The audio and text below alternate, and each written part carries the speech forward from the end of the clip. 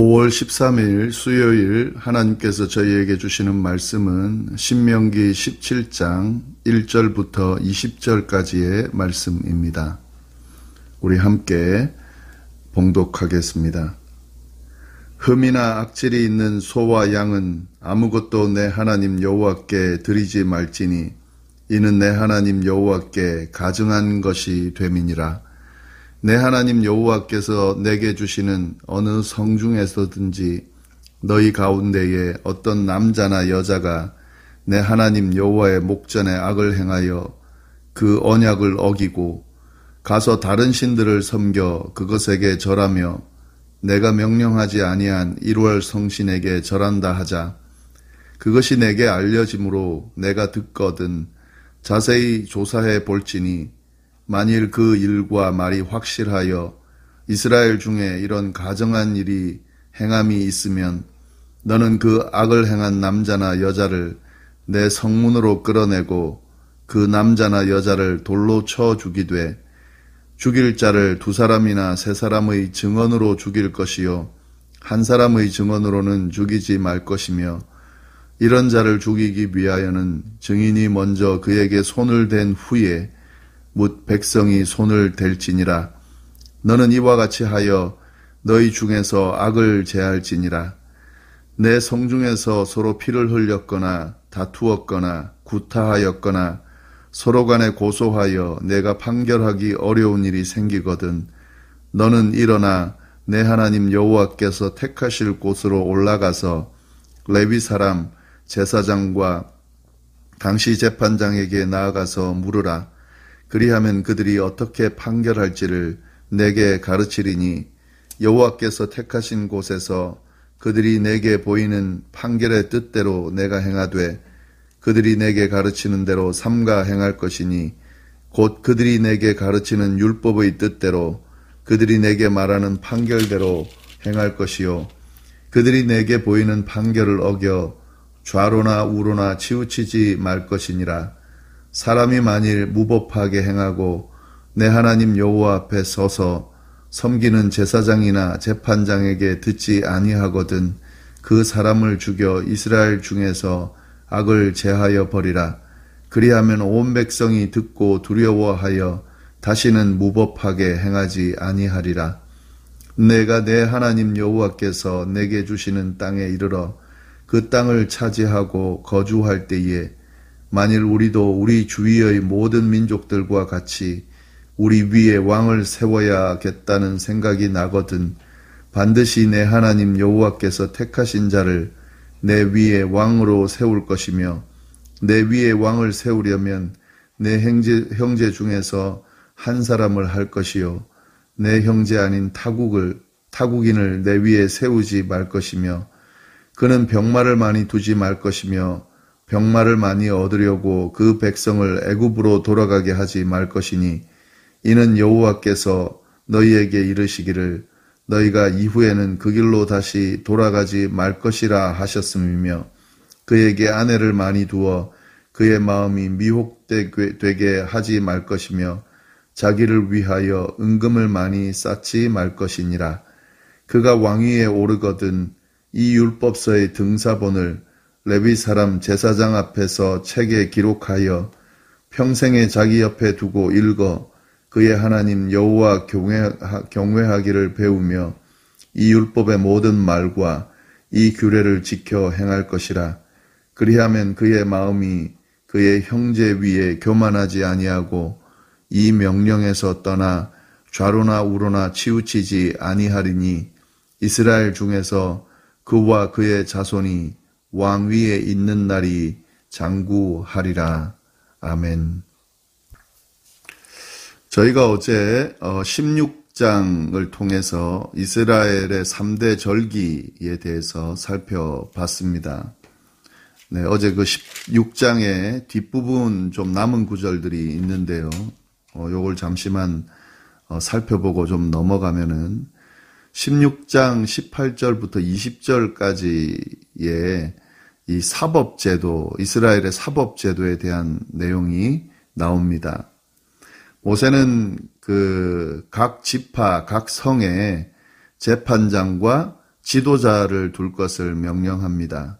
여기서 이 재판장이라고 하는 역할은 법을 집행하는 그런 역할을 하는 사람을 의미할 것이고, 이 지도자가 명확히 누군지는 안 나오는데 아마 이 재판장을 돕는 행정 관리의 역할을 하는 사람이 아닌가 그렇게 생각이 되어집니다. 여하튼 이렇게 각 지파, 각 성의 재판장과 지도자를 두고 그 법을 집행할 수 있도록 그렇게 하라는 명령이 그 18절부터 20절까지에 나옵니다. 그리고 이 재판장과 지도자는 법을 집행할 때에 공의로 재판해야 된다라고 하는 사실을 언급을 하고 있습니다. 재판을 굽게 하지 말아라. 이 말은 이제 사실을 왜곡시키지 말아라. 재판을 있는 사실을 왜곡시키지 말고 제대로 해라 하는 그런 규율을 이야기해 주고 있고요. 그리고 외모를 보지 말아라 라고 되어 있는데 사람을 보고 사람의 어떤 외모를 보고 불공정하게 편견을 갖고 재판하지 말아라 하는 규율이고요. 그리고 뇌물을 받지 말아라 하는 또 재판할 때 지켜야 될 룰을 이야기해 주고 있습니다. 그러면서 공의만을 따르라. 공의로. 여기서 공의라는 것은 하나님의 뜻이겠죠.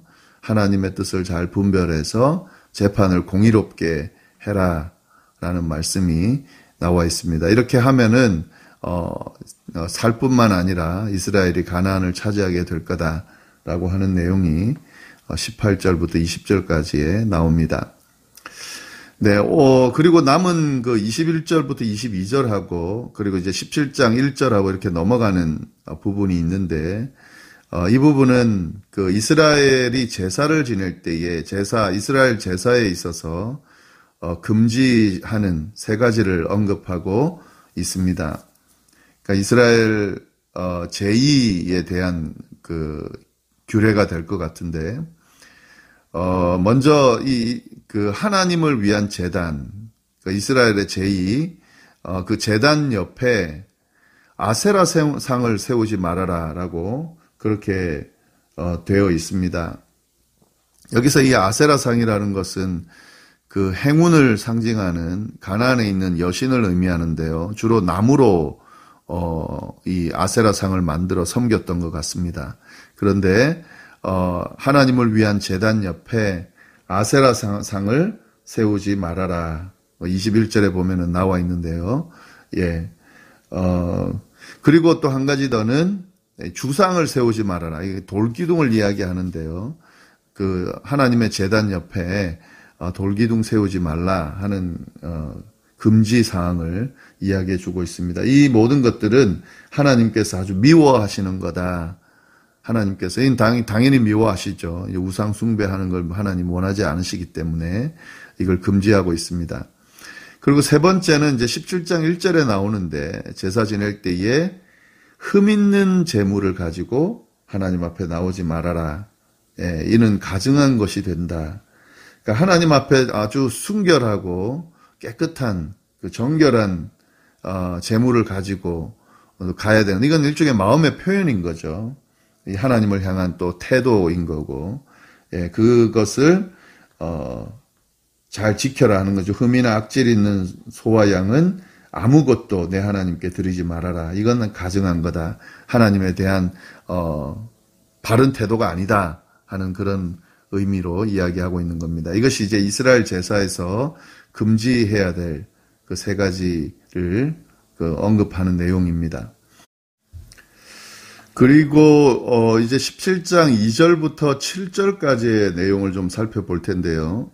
그 내용은 우상을 섬긴 자를 어떻게 처벌할 것인지 자세히 설명하고 있습니다.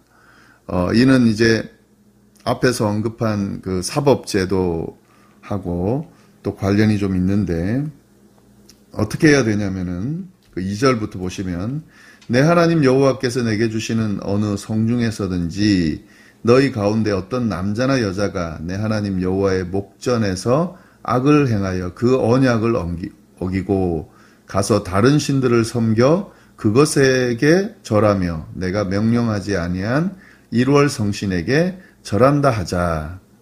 네. 하나님을 섬기지 않고 우상을 섬기는 사람을 발견한다고 했을 때에 그때 어떻게 해야 되는지 4절에 보시면은 제일 먼저 해야 될 것이 자세히 조사해 볼지니 4절에 그것이 내게 알려짐으로 내가 듣거든 제일 먼저 해야 될 일은 자세히 조사해 볼 것이다. 네. 진짜 우상을 섬긴 것인지 아닌지 또 잘못 판단하면 안 되니까요. 자세히 먼저 조사를 해봐야 된다. 이렇게 해서 우상을 숭배했다는 사실이 확실해지면은 어떻게 해야 되는가? 5절 말씀에 성문으로 끌어내고 그 남자나 여자를 돌로 쳐 죽여라. 이렇게 규례를 이야기하고 있습니다. 굉장히 엄하게 징벌을 하는데요. 그런데 성문으로 끌어내고 돌로 쳐 죽일 때에 또 그 지켜야 될 부분이 있습니다. 6절 보시면은 2사람이나 3사람의 증언으로 죽일 것이요 한 사람의 증언으로는 죽이지 말 것이며, 그러니까 한 명이 우상 숭배했다고 이야기한다고 해서 그렇게 벌할 것이 아니고 2사람, 3사람 이렇게 그 우상을 숭배했다는 사실을 증언하는 사람들이 있을 때에 죽일 것이다. 그리고 7절 말씀을 보시면은 또 이런 자를 죽이기 위해서 증인이 먼저 그에게 손을 댄 후에, 그러니까 아무나 막 죽여야 된다고 해서 막 죽이고 그런 것이 아니라 증인이 먼저 그에게 손을 댄 후에 뭇 백성이 손을 댈지니라. 잘못된 부분을 판결하고 또 벌하는 이 과정이기 때문에 이렇게 잘 절차를 세워서 그에 따라서 지금 행해야 된다는 사실을 우리가 좀 볼 수가 있는데요.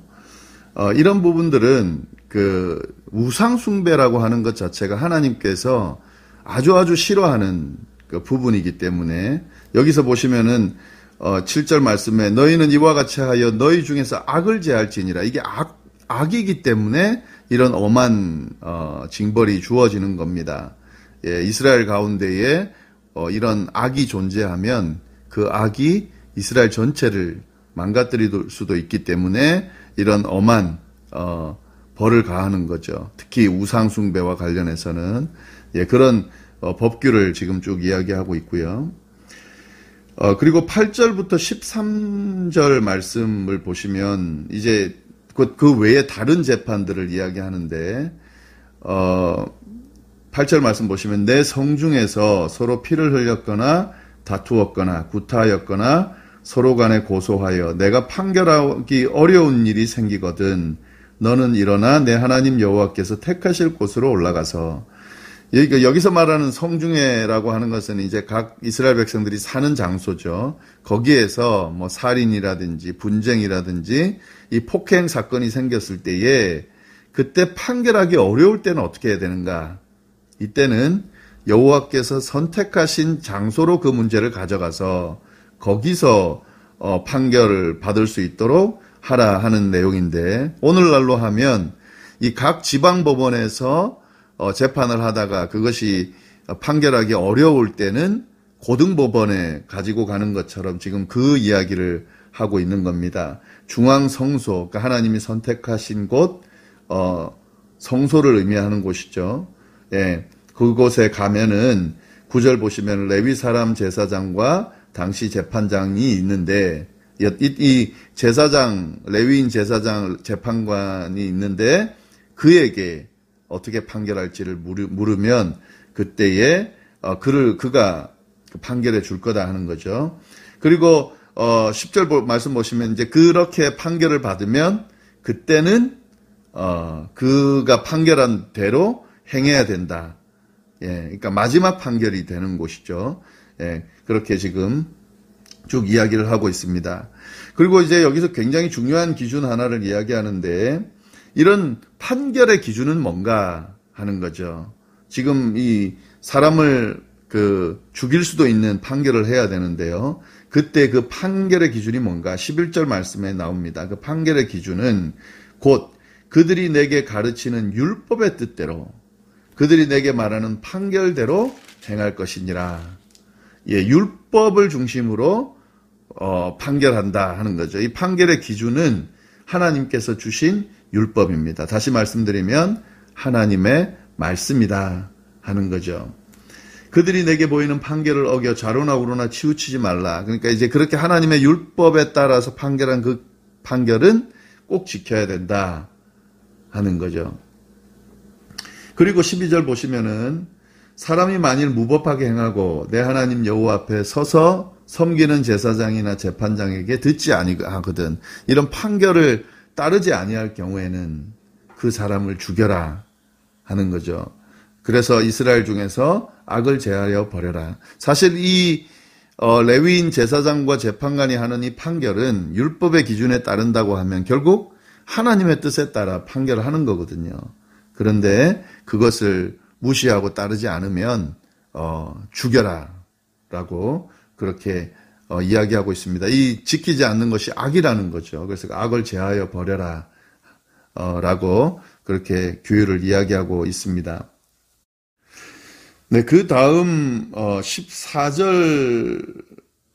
14절부터 쭉 보시면은 이스라엘의 왕정 제도에 대한 법 규례가 나옵니다. 굉장히 특이한데요. 지금 모세오경 전체 중에서 이 왕에 대한 제도, 이 왕에 대한 어떤 일종의 법을 다루는 부분이 이 부분이 유일합니다. 네, 그래서 굉장히 독특하면서도 좀 저희가 주의해 볼 필요가 있을 텐데 사실은 이스라엘은 왕이 필요한 나라는 아니죠. 네, 왜냐하면 하나님께서 왕 되셔서 친히 다스리시기 때문에 왕이 필요하지는 않습니다. 그 외에 그 주변에 있는 나라들은 다 왕이 있는데 이스라엘만 왕이 없거든요. 그럼 왜 이 왕정 제도를 이 가나안에 아직 들어가기도 전에 지금 언급하고 계신가? 좀 보시면 압니다. 14절부터 보시면은 내가 내 하나님 여호와께서 내게 주시는 땅에 이르러 이 가나안에 들어갔을 때에 그 땅을 차지하고 거주할 때에 만일 이 만일이라는 거예요. 만일 우리도 우리 주위의 모든 민족들과 같이 우리 위에 왕을 세워야겠다는 생각이 나거든. 그러니까 꼭 왕을 세우라는 말이 아닙니다. 가나안에 들어가서 오래 거주하게 될 때에 그럴 수 있다는 거죠. 왜냐하면 주변의 나라들이 다 왕이 있는데 우리는 왕이 없다라고 그렇게 생각이 들 수 있다는 거죠. 그래서 왕을 세워야겠다라는 생각이 나게 될 경우에 어떻게 하는지 이야기를 하는 거죠. 그러니까 왕을 세워도 되고 사실 안 세워도 되는 거지만 혹시라도 왕을 세워야 되겠다라고 생각이 들 때에 어떻게 해야 되는가? 15절부터 보시면 그 기준들이 나오는데요. 반드시 내 하나님 여호와께서 택하신 자를 내 위에 왕으로 세울 것이다. 그러니까 왕을 세우는 것 자체는 이미 그럴 수도 있다고 하나님이 생각하신 것 같아요. 그래서 왕을 세우는 것 자체도 사실은 하나님을 왕으로 모신 이스라엘 백성의 입장에서는 그게 옳은 행동은 아니지만 그래도 왕을 세워야겠다고 생각이 나서 세우게 된다고 하면 세워라 하는 거죠. 그러나 꼭 지켜야 될 규례가 있는데 하나님께서 택하신 자를 왕으로 세워라. 이게 이스라엘의 왕권에 대한 특징입니다. 하나님이 택하신 자를 왕으로 세워야 된다.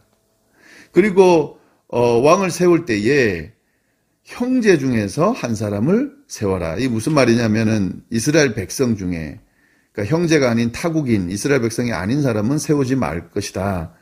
그러니까 형제 중에 이스라엘 백성 중에서 한 사람을 택해서 왕으로 세워라. 하나님께서 택하신 사람 그리고 이스라엘 백성 중에서 한 사람. 이것이 이스라엘 백성들 왕으로 세우는 기준인데요.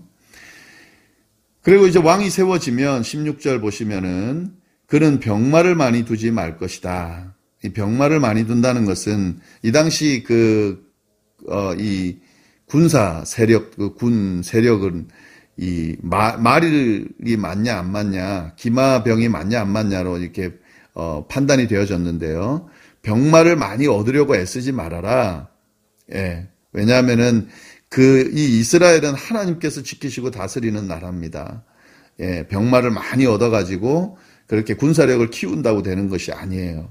근데 이 왕이 그 사실을 잊어버릴 수도 있기 때문에 병마를 많이 얻으려고 하지 말아라. 근데 특히 이 병마를 많이 얻기 위해서 애굽으로 돌아가게 하지 말아라. 백성을 보내지 말아라. 이 말은 애굽이 말이 많기 때문에 말을 구하기 위해서 애굽으로 다 돌려보내지 말아라 하는 거죠. 왜냐하면은 여호와께서 너희에게 이르시기를 너희가 이후에는, 그러니까 출애굽한 이후에는 그 길로 다시 돌아가지 말 것이니라 하였습니다. 그러니까 애굽으로 다시 돌아가지 않도록 이 병마를 얻기 위해서 애굽으로 백성을 보내지 말아라 하는 기준을 이야기해 주고 있습니다. 네, 그 다음 왕이 지켜야 될 부분은 17절에 나오는데 아내를 많이 두지 말아라. 여기서 아내를 많이 두지 말라는 말과 그의 마음이 미혹되게 하지 말아라는 말이 지금 연결이 되는데, 특히 그 이방 여자들, 왕들이 이방 여자들과 결혼을 하게 됨으로 인해서 그 이방 여자들이 믿는 신들로 인해서 배교하는 그런 상황이 생길까 하는 그런 우려에서 이런 기준이 나오는 겁니다. 그 다음에 자기를 위하여 은금을 많이 쌓지 말아라. 은과 금을 많이 쌓지 말아라. 그러니까 자기를 위하여. 이 왕이 이스라엘의 왕은 하나님의 대리자의 역할, 하나님께서 세우신 그런 어떤 역할을 하는 사람이거든요. 그러니까 자기가 왕으로서 하나님보다 더 높아지는, 또 하나님을 버리는 그런 모습이 있으면은 그건 용납이 안 되는 거죠. 이스라엘의 왕의 그런 역할이 아닙니다. 모습이 아니고요. 그것을 이제 하나님을 떠나게 만들거나 하나님보다 자기가 더 높이 생각하게 되는 부분들을 하지 않도록 지금 이렇게 규례를 이야기해 주고 있는 거죠. 그러면 뭘 해야 되는가? 18절부터 그가 왕위에 오르거든 이 율법서의 등사본을 레위 사람의 제사장 앞에서 책에 기록하여, 지금 하나님으로부터 받은 율법, 이스라엘 백성에게 모세가 지금 전해주고 있는 이것을 만약에 왕에 오르거든 이 율법서를 만들으라는 거죠. 그러니까 지금 이 율법을 책으로 만들어라 하는 겁니다. 제사장 앞에서 책으로 만들어라. 그리고 난 뒤에 어떻게 해야 되냐면 19절에 평생에 자기 옆에 두고 읽어 그의 하나님 여호와 경외하기를 배우며. 왜냐하면은 이 이스라엘의 왕은 하나님께서 택하신 하나님의 뜻을 분별해서 이행하는 왕의 모습이기 때문에 이 율법을 알아야 될 뿐만 아니라 그 율법을 통하여서 하나님을 경외할 수 있어야 하는 사람이거든요. 그래서 지금 그렇게 할 수 있는 방법을 알려주고 있는 겁니다. 율법을 책으로 만들어서 평생 자기 옆에 두고 읽어라. 그리고 그걸 통해서 하나님 경외하기를 배워라. 그리고 이 율법의 모든 말과 규례를 지켜 행할 것이라. 하나님의 말씀을 잘 분별하고 그 규례를 지켜 행해야 된다. 그리하면 20절 그의 마음이 그의 형제 위에 교만하지 아니하고 이 명령에서 떠나 좌로나 우로나 치우치지 아니하리라. 하나님을 떠나지 않게 된다 하는 거죠. 교만하지 않게 된다. 그래서 하나님을 무시하거나 떠나거나 하지 않게 된다 하는 거죠. 이 율법을 항상 곁에 두고 읽고 배움을 통해서 그렇게 하면 이스라엘 중에서 그와 그의 자손이 왕위에 있는 날이 장구하리라. 이미 하나님께서는 왕을 세울 때에 어떻게 해야 될지를 잘 알려주셨습니다. 그리고 그 왕이 어떻게 할 때에 하나님으로부터 내침을 받지 않고 또 하나님께 복을 받는지, 또 그의 자손까지도 복을 받는지를 알려주셨어요. 사울 왕이 세워지죠. 사울 왕이 세워지는데요. 그 뒤에 이제 이스라엘이 왕권 정치를 쭉 하게 되는데 사울, 다윗, 솔로몬 이렇게. 그런데 이 하나님께서 주신 이 명령, 이 규례법도 이미 주신 이 명령 규례를 잘 듣고 이 부분에 대해서 참 주의해서 잘 지켰다라고 하면, 그러면 사실은 그 왕위를 잘 지킬 수 있었을 겁니다. 그런데 그러지 못한 왕들, 그런 왕들은 정말 하나님 말씀하신 것처럼 그 왕권을 뺏길 뿐만 아니라 두고두고 이 부정적인 왕, 악한 왕으로 그렇게 평가되고 있거든요. 그런데 이 규례대로 잘 지키는 왕들은 두고두고 선원 왕으로 그렇게 기억되고 그의 자손들도 큰 복을 받는 그런 영예를 누리게 됩니다. 그 내용이 좀 나온다는 사실 저희가 좀 잘 보면은 좋을 것 같습니다. 그래서 결국 이 법도를 쭉 이렇게 살펴보다 보면 이 법도의 그 핵심 내용은 뭐냐면 결국 하나님을 떠나지 않게 하는 법이고 또 하나님을 더 잘 섬기게 만드는 그런 법이라는 사실을 알 수가 있습니다. 하나님께서 계속 이 말씀하시는 내용이 뭐냐면 하나님께서 주신 명령과 규례를 잘 지켜 행하면 가나안에 들어갈 뿐만 아니라 들어가서도 큰 복을 누리면서 그렇게 후손에 이르기까지 그렇게 복을 누릴 거라는 그 말씀인데 결국에는 그런 거죠. 지금 이 하나님께서 주신 법도대로 잘하면 복을 받을 수밖에 없습니다. 하나님께서 주시는 복을 받을 수밖에 없는 방법을 이 법도를 통해서 지금 알려주고 계신 거죠. 그래서 지금 이후에도 계속 이제 하나님께서 주시는 여러 가지 법들을 쭉 이제 저희가 살펴보게 될 텐데 그 법들을 살펴보면서 저희가 계속 주목해야 될 부분은 하나님 앞에 집중할 수 있고 어떻게 하면 하나님을 더 잘 섬기면서 하나님을 떠나지 않게 할 수 있느냐 하는 부분, 특히 그 하나님을 떠나게 만드는 그 악들을 어떻게 철저하게 제거해 나가면서 하나님만 바라보고 하나님 주신 규례와 법들을 잘 지켜나갈 것인지 이 부분을 잘 저희가 주목해서 보면 저희의 신앙생활에도 기준이 되고 그리고 좋은 바른 길잡이가 되지 않을까 하는 생각이 듭니다. 오늘 말씀 여러 가지 이야기를 했는데요. 좀 잘 한번 생각해 보시면서 또 오늘 하루 주어진 삶도 잘 승리하면서 지내실 수 있기를 간절히 바랍니다. 기도하겠습니다. 하나님 아버지, 하나님께서 주신 말씀 또 귀한 말씀 듣게 하시니 감사합니다. 주님께서 주신 규례와 법도 저희가 잘 지켜 행하며 하나님의 뜻 안에서 하나님만 바라보는 그런 삶을 살 수 있도록 인도하여 주옵소서. 어떤 악도 우리를 유혹하지 못하도록 철저하게 제거하면서 하나님 백성답게 살 수 있도록 인도하여 주옵소서. 오늘 하루도 지켜주시기를 간절히 바라고 살아계신 예수님의 이름으로 기도드립니다. 아멘.